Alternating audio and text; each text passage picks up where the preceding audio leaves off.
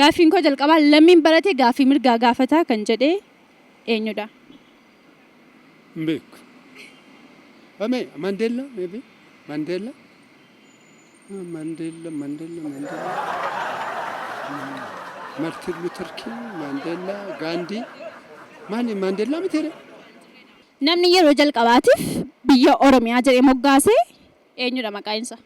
No way. Ay kan lembe. Oromiyaa mbeeku. Karra shanan Oromoo keessaa sadii naaf deemsitu laata? Karra shanan shaniidhaanii sadii. Naaf deemsa.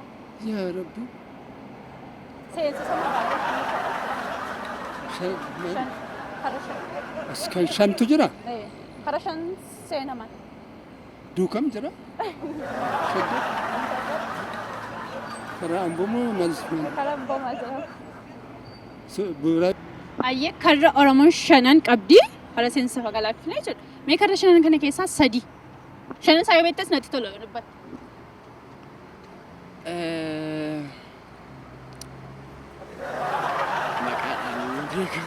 Naannoo isaanis ta'uu nan danda'a garuu maqaadhaan hin beeku.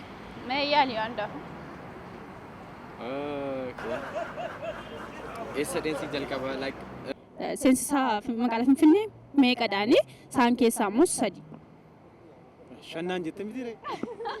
Ati biratti hin beeku. Shanan keessaa sadii. Karra isaa maqaa duriidhaan hin beeku garuu